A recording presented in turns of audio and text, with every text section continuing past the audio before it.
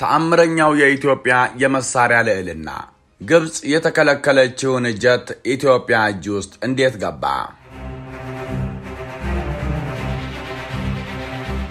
በ2019 ግብጽ ከሩሲያ ሱ-35 ጀት ልትገዛ ተዘጋጅታ ነበር። በቅድሚያ ውል የተፈራረመችም ሲሆን ገንዘብም አዘጋጅታለች። ግብጽ ጀቱን ለማግኘት ጫፍ ደርሳ ግን ከዋሽንግተን ስልክ ተደወለላት። ግብጽ ፈጥና ውሉን ሰረዘች። የሰሜን አፍሪካ ሀያል ሀገር በአንድ የስልክ ጥሪና የማዕቀብ ማስፈራሪያ ቃል ብቻ የፈለገችውን ጀት ሳታገኝ ቀረች። ከ6 ዓመታት በኋላ ይህንን ራሱን ጀት ማንንም ሀገር ማስፈቀድ ሳያስፈልጋት መሸመት የቻለች ሀገር በአፍሪካ ቀንድ ተገኝታለች። እሷም ኢትዮጵያ ናት።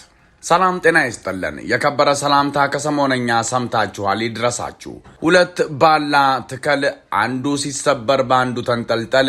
ይህ የኢትዮጵያ መከላከያ የትጥቅ ስትራቴጂ ነው።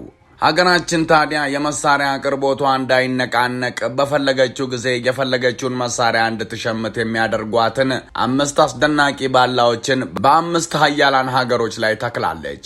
5ቱን ወሳኝ አጋሮች አንድ በአንድ እናስቃኛችኋለን። ኢትዮጵያ እንዴት አድርጋ በመሳሪያ አቅርቦትና ግዢ ራሷን ከሀያላኑ አስገዳጅ ተጽዕኖ ነፃ እንዳወጣችም ጥልቅ መረጃ ይዘናል። ወደ መጨረሻውም ስለ ግብጽ አሳፋሪ ሽንፈት የምንላችሁ ነገር አለን። ሰብስክራይብ እያደረጋችሁ እስከ መጨረሻው አብራችሁን ዝለቁ። በመሃል በስራተ ገብርኤል ዘመናዊና ምቹ መኖሪያ ይፈልጋሉ? ከላፍቶ ሞል ላይ በ30 በመቶ እውነተኛ ቅናሽ በካሬ ከ115,000 ብር ጀምሮ በ15 በመቶ ቅድመ ክፍያ ብቻ ቤቶን የግሎ ያድርጉ። በ10,000 ካሬ ሜትር ላይ ያረፉ ዘመናዊ አፓርትመንቶችን ለሽያጭ አቅርቧል። የስፖርት ማዕከል፣ የጋራ መዝናኛ፣ ቤተ መጻሕፍትና በቂ የመኪና ማቆሚያን ያካተተ ለዘመናዊ የከተማ ኑሮ የሚመጥን አገልግሎት የተላበሱ አፓርትመንቶች ባለ 1 መኝታ ከ89 እስከ 97 ካሬ ቅድመ ክፍያ ከ1.54 ሚሊዮን ብር ጀምሮ፣ ባለ 2 መኝታ ከ105 እስከ 157 ካሬ ቅድመ ክፍያ ከ1.81 ሚሊዮን ብር ጀምሮ፣ ባለ 3 መኝታ ከ173 እስከ 248 ካሬ ቅድመ ክፍያ ከ2.98 ሚሊዮን ብር ጀምሮ። አማን ፕሮፐርቲስ ስራችን ምስክራችን ነው። ዘመናዊ አፓርትመንቶች በካዛንቺስ አስረክበናል።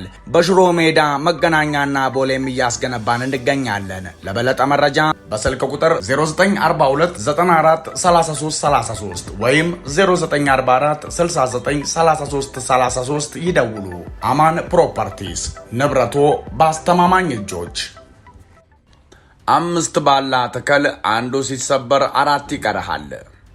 ይህንን የኢትዮጵያ የጦር መሳሪያ ስትራቴጂ ልክ አንድ እጅግ ብልህ የሆነ ቤተሰብ ያጠራቀመውን አንጡራ ሀብት በአንድ ባንክ ብቻ ከማስቀመጥ ይልቅ ሌሎች ባንኮችንም እንደሚጠቀም አድርጋችሁ አስቡት። አንዱ ሂሳብ ከፍተኛ ወለድ በሚከፍል ነገር ግን መዋዠቅ በሚታይበት ባንክ ውስጥ ይቀመጣል። ሌላኛው ደግሞ አሰራሩ ዘግየት ቢልም በፍጹም በማይከስር አስተማማኝ ባንክ ይገባል። ቀሪው ደግሞ ብዙ ጥያቄ ሳያበዛ በፍጥነት ብድር በሚሰጥ አዲስና ፈጣን ባንክ ውስጥ ይቀመጣል። ነገ ከነዚህ ባንኮች አንዱ ቢከስር ወይም ቢዘጋ ቤተሰቡ ባዶ እጁን አይቀርም። ይልቁንም በሌሎቹ አማራጮች ላይ ሙሉ ለሙሉ ተደግፎ ህልውናውን ያረጋግጣል። የኢትዮጵያ መከላከያ ሰራዊትም የራሱን የመሳሪያ አቅምና ቁጠባ የገነባው ልክ በዚህ የረቀቀ ጥበብ ነው።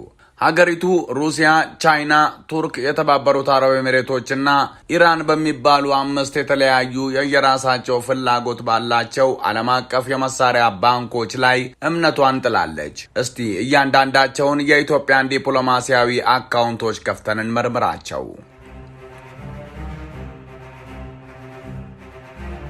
አካውንት 1 ታላቋ ሩሲያ የከባድ መሳሪያዎች ጥብቅ ካዝና።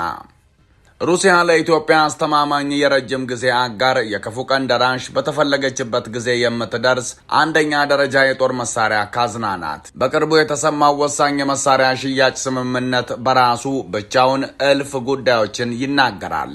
በወርሃ ጥቅምት 2025 ላይ ከሩሲያው የመንግስት መከላከያ ተቋም ሮስቴክ በወጡ መረጃዎች መሰረት ኢትዮጵያ 6 ዘመናዊ የሱ-35 የጦር ጀቶችን ለመግዛት ውል ተፈራርማለች። ይህ ጀት ሩሲያ ለውጭ ገበያ ከምታቀርባቸው ተዋጊ ጀቶች ሁሉ እጅግ ዘመናዊውና የረቀቀው ሲሆን አውሮፕላኑ አካሉን ቀጥ አድርጎ በከፍተኛ ፍጥነት እየበረረ አፍንጫውን ብቻ በማዞር ኢላማውን በትክክል መምታት የሚችልበት አስገራሚ የመተጣጠፍ ብቃት አለው። በጥር ወር 2026 በተካሄደው የጥቁር አንበሳ የአየር ትርኢት ላይ ይህ የመጀመሪያው ሱ-35 ጀት በኢትዮጵያ አየር ኃይል ማረፊያ ላይ በኩራት ቆሞ መታየቱ ስምምነቱ ከወረቀት ባለፈ እውን መሆኑን አረጋግጧል። አሁን ላይ የወጡ ትኩስ መረጃዎች ደግሞ የጀቶቹ ቁጥር ወደ 8 ሊያድግ እንደሚችልና ተጨማሪ 4 ጀቶችን የማዘዝ ሰፊ አማራጭ እንዳለ ይጠቁማሉ። ከዚህ ቀደም በጥር 2024 ላይ አብራሪዎችን ለዚህ ከባድ ተልእኮና ቴክኖሎጂ ለማሰልጠን የሚያገለግሉ 2 የሱ-30K ተዋጊ ጀቶች መረከቧ ይታወሳል። ከዚህም ባሻገር ሩሲያ ለኢትዮጵያ እጅግ ስሱ ለሆነው የአየር መከላከያ ስርዓት የጀርባ አጥንት የሆኑትን በተለይም የሀገሪቱን የልብ ትርታ ታላቁን የኢትዮጵያ ህዳሴ ግድብ ሌት ተቀን የሚጠብቁትን የፓንትሲር ሚሳኤልና የረጅም ርቀት ራዳር ስርዓቶችን በስፋት አቅርባለች። የሩሲያ አካውንት የማዕቀብ ስጋትና ከምዕራባውያን ጋር የሚመጣ ራስ ምታት ቢኖረውም በካዝናው ውስጥ ስላለው አስፈሪ የመሳሪያ ጉልበት ግን ማንም ጠላት ጥያቄ አያነሳም።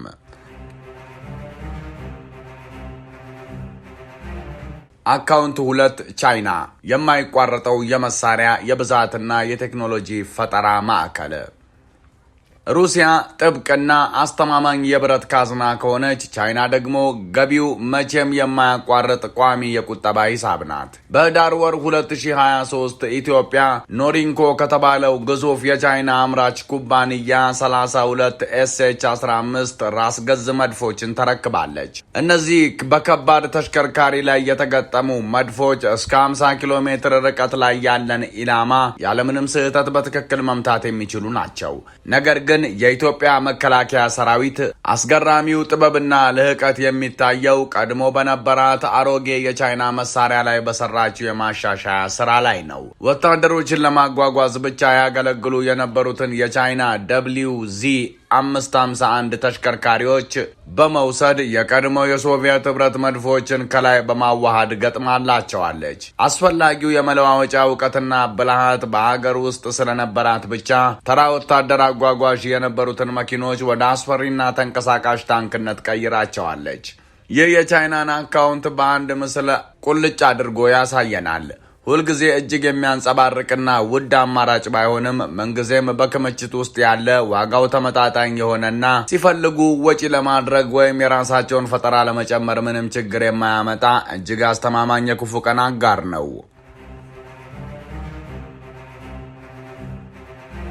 አካውንት 3 ቱርክ የድሮን ቴክኖሎጂ አብዮት። የቱርክ አካውንት የተገነባው በአንድ መሰረታዊና ዘመናዊ ሀሳብ ላይ ነው። እሱም የአየር ላይ ኃይል የበላይነት የግድ አብራሪ አያስፈልገውም፣ እንዲሁም የግድ ሀገርን ዕዳ ውስጥ የሚዘፍቅ እጅግ ውድ መሆን የለበትም የሚል ነው። በነሐሴ 2021 ከተደረገው የመከላከያ ስምምነት ጀምሮ የቱርክ ባይራክታር TB2 ድሮኖች የኢትዮጵያ አየር ኃይል ቋሚና ወሳኝ አባል ሆነዋል። ከቅርብ ጊዜ ወዲህ ደግሞ እጅግ ከባድ የሆነውና ከጦር ሜዳ በብዙ ሺህ ኪሎ ሜትሮች ርቆ በሳተላይት ትስስር ኢላማን በከፍተኛ ትክክለኛነት መምታት የሚችለው ስትራቴጂካዊው አኪንቺ ድሮን ኢትዮጵያ ሰማይ ላይ ተቀላቅሏል። የቱርክ አካውንት አስደናቂነት ያለው በድሮኖቹ ቴክኖሎጂ ላይ ብቻ ሳይሆን በአሰራርና በዋጋ ስልቱ ላይ ነው። የአንድ TB2 ድሮን ዋጋ የዘመናዊ ተዋጊ ጀት ዋጋን አነስተኛ ክፍልፋይ ብቻ የሚጠይቅ ሲሆን ቱርክ መሳሪያዎቿን ስትሸጥ ምንም አይነት የፖለቲካ ገመድና ቅድመ ሁኔታ አታስርም። የአካውንት የማንንም ፍቃድ ሳይጠብቁ የአየር ላይ የበላይነትን በአፋጣኝ ማረጋገጥ ለሚፈልግና ሉዓላዊነቱን ለማስከበር ለቆረጠ ሀገር ፍቱን መድኃኒት ነው። አካውንት 4 የተባበሩት አረብ ኤሚሬቶች ጸጥተኛው የሎጂስቲክስ አጋር። ከተባበሩት አረብ ኤምሬቶች ጋር ያለው የጦር መሳሪያ ግንኙነት ከሁሉም አካውንቶች ለየት ያለ ነው። ምክንያቱም ከሚያቀርቡት ግማሽ ያህሉ የራሳቸው ምርት ሳይሆን ወሳኝ የሆነ የሎጂስቲክስ እና የትራንስፖርት ትስስር ነው። ኤምሬቶች የኢትዮጵያን አየር ኃይል ማረፊያዎች ከተለያዩ ሀገራት በሚመጡ የጦር መሳሪያዎች በማሳለጥና በፍጥነት በማድረስ በኩል ትልቅ ሚና ተጫውተዋል። በ2021 ብቻ በሁለት ወራት ውስጥ ከ50 በላይ የካርጎ በረራዎች መሳሪያዎችን ወደ ኢትዮጵያ በማጓጓዝ ታይተዋል። በተጨማሪም ኤሚሬቶች የራሷን ዘመናዊ የጦር መሳሪያዎች በቀጥታ ታቀርባለች። የኢትዮጵያ ሪፐብሊካን ጋርድ አሁን ላይ በኤሚሬትስ የተሰሩትን እጅግ ዘመናዊ የሆኑ ካራካል የተባሉ ጠመንጃዎችንና ስናይፐሮችን በኩራት ታጥቋል። እንዲሁም ቢያንስ 28 ካሊደስ የተባሉ ዘመናዊ ብረት ለበስ ተሽከርካሪዎች ከጅቡቲ ወደብ ወደ አዲስ አበባ በባቡር ሲጓጓዙ መታየታቸው የዚህን ወዳጅነት ጥልቀትና ተግባራዊነት በግልጽ ያሳያል። የኤሚሬትስ አካውንት ልክ እንደ ባህላዊ ባንክ ሳይሆን ሁልጊዜ ትክክለኛውን ሰውና መንገድ የሚያውቅ የራሱንም ዕቃ የሚሸጥ እንዲሁም አስፈላጊውን ግንኙነት በፍጥነት የሚፈጥር እጅግ ጠቃሚ የቤተሰብ አባል ነው።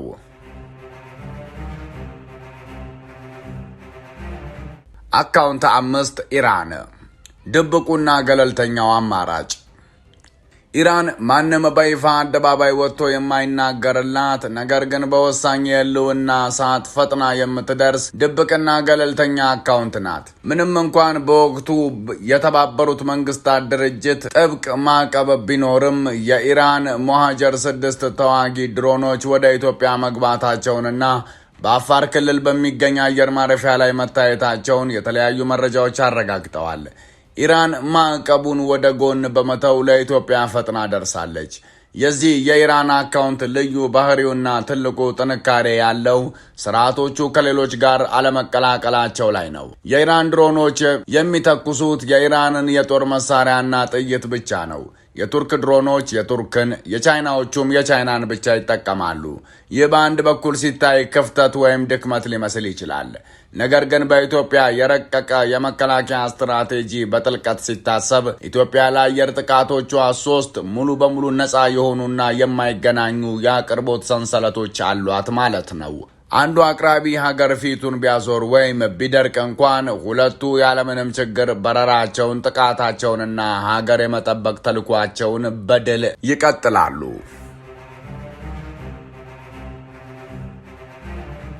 ኢትዮጵያ ይህን ስልት ለምን መረጠች? ይህ ሁሉ ጥልቅና የተወሳሰበ ስትራቴጂ በአጋጣሚ ወይም በድንገት የተፈጠረ አይደለም። ኢትዮጵያ የምትገኘው በዓለማችን እጅግ ውጥረት በበዛበትና የጂኦፖለቲካ ሽኩቻ በማይጠፋበት ቀጠና ውስጥ ነው። ያልተቋጨ የድንበር ጉዳይ፣ ከሱዳን ጋር ያለው ውጥረት እንዲሁም ከግብጽ ጋር በታላቁ የኢትዮጵያ ህዳሴ ግድብ ላይ ያለው የረጅም ጊዜ ፍጥጫ ሀገሪቱን ምንጊዜም ነቅታ እንድትጠብቅና የመከላከያ ጡንቻዋን እንድታፈረጥም ያስገድዷታል። ኢትዮጵያ የልፋቷን ውጤት የሆነውን ግድቧን የሩሲያ የእስራኤልና የዩክሬን የላቁ የአየር መከላከያ ስርዓቶችን አጣምራ እንድትጠብቅ ያደረጋትም ይኸው ስጋት ነው። በዚህ ደረጃ ላይ ያለች ሉዓላዊት ሀገር የአንድን የውጭ መንግስት በጎ ፍቃድ ወይም የአንድን ፋብሪካ ምርት ብቻ ተማምና መኖር ፈጽሞ አትችልም። እዚህ ላይ የተለያዩ ዓለም አቀፍ አቅራቢዎችን በጥበብ መጠቀም ከቢዝነስ መጽሐፍ የተቀዳ ስልት ሳይሆን የሀገርን ህልውና የማስጠበቅ ትውልድን የማሻገርና የማንንም ጫና ያለመቀበል የሞትና የሽረት ሂሳብ ነው።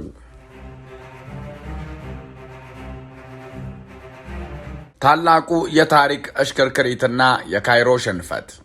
እናም ይህ አስደናቂ እውነታ መልሶ ወደ ካይሮ ይወስደናል። ግብጽ ግዙፍ ኢኮኖሚ፣ በቁጥር ትልቅ የሆነ አየር ኃይልና የረዥም ጊዜ የአሜሪካና የዓለም አቀፍ ዲፕሎማሲ ተጽዕኖ ቢኖራትም የዋሽንግተንን ፍቃድ ሳታገኝ አንድም የጦር ጀት በነጻነት የመግዛት አቅምም ሆነ ድፍረት የላትም። በሌላ በኩል ደግሞ ከዚችው ግብጽ ጋር በህዳሴው ግድብ ጉዳይ ፊት ለፊት የተፋጠጠችው ኩሩዋ ኢትዮጵያ የማንንም ሀገር ፍቃድ መጠየቅ በማያስፈልጋት የልዕልና ከፍታ ላይ ራሷን አስቀምጣለች። ይህ የሆነው ኢትዮጵያ ከግብጽ የበለጠ የገንዘብ ሀብት ስላላት ወይም መከላከያዋ እጅግ ዘመናዊ ስለሆነ ብቻ አይደለም። ይልቁንም የጦር መሳሪያ ካዝናዋን ቁልፍ የሀገሪቱን ሉዓላዊነትና የውሳኔ ነጻነት ለአንድ ሀገር አሳልፋ ባለመስጠቷ ነው። ለዚህም ነው የኢትዮጵያ ጦር መሳሪያ ሊያልቅበት ይችላል ወይ ተብሎ ሲጠየቅ ትክክለኛው መልስ አይመስልም የሚል ሳይሆን እናንተ በምታስቡት መንገድ ፈጽሞ አያልቅም የሚል የሚሆነው። በቀጣይ ካይሮና አዲስ አበባ በአባይ ወንዝ ጉዳይ ላይ ውጥረት ውስጥ ሲገቡ አንደኛው ወገን ሊገዛው ተከልክሎ በነበረው ጀት ላይ ተቀምጦ ሲቆጭ፣ ኢትዮጵያ ግን ያንን የተከለከለ ጀት ሰማይ ላይ በኩራት እያበረረችው መታየቷ አይቀሬ ነው። ለመሆኑ ከአምስቱ አካውንቶች ማለትም የሩሲያ የከባድ መሳሪያ አቅም፣ የቻይናው የማይቋረጥ አቅርቦት፣ የቱርኩ የድሮን ቴክኖሎጂ፣ የኤሚሬትስ የሎጂስቲክስ ትስስር ወይስ የኢራኑ ድብቅ አማራጭ ለኢትዮጵያ ቀጣይ ጉዞ የትኛው የበለጠ ወሳኝ ሚና ይጫወታል ብላችሁ ታስባላችሁ? ሐሳባችሁን አጋሩን። ሰብስክራይብ እያደረጋችሁን ቤተሰብ ሁኑን። የዛሬውን ጥንቅር በዚሁ አበቃን። በቀጣይ እስክንገናኝ ሰናይ ጊዜ። ሰላም በምድራችን ላይ ይስፈን። ሰላም። በመሃል በስራተ ገብርኤል ዘመናዊና ምቹ መኖሪያ ይፈልጋሉ? ከላፍቶ ሞል ላይ በ30 በመቶ እውነተኛ ቅናሽ በካሬ ከ115,000 ብር ጀምሮ በ15 በመቶ ቅድመ ክፍያ ብቻ ቤቶን የግሎ ያድርጉ። በ10,000 ካሬ ሜትር ላይ ያረፉ ዘመናዊ አፓርትመንቶችን ለሽያጭ አቅርቧል። የስፖርት ማዕከል፣ የጋራ መዝናኛ፣ ቤተ መጻሕፍትና በቂ የመኪና ማቆሚያን ያካተተ ለዘመናዊ የከተማ ኑሮ የሚመጥን አገልግሎት የተላበሱ አፓርትመንቶች ባለ አንድ መኝታ ከ89 እስከ 97 ካሬ ቅድመ ክፍያ ከ1.54 ሚሊዮን ብር ጀምሮ፣ ባለ 2 መኝታ ከ105 እስከ 157 ካሬ ቅድመ ክፍያ ከ1.81 ሚሊዮን ብር ጀምሮ፣ ባለ 3 መኝታ ከ173 እስከ 248 ካሬ ቅድመ ክፍያ ከ2.98 ሚሊዮን ብር ጀምሮ። አማን ፕሮፐርቲስ፣ ስራችን ምስክራችን ነው። ዘመናዊ አፓርትመንቶች በካዛንቺስ አስረክበናል። በሽሮ ሜዳ፣ መገናኛና ቦሌም እያስገነባን እንገኛለን። ለበለጠ መረጃ በስልክ ቁጥር 0942943333 ወይም 0944693333 ይደውሉ። አማን ፕሮፐርቲስ፣ ንብረቶ በአስተማማኝ እጆች።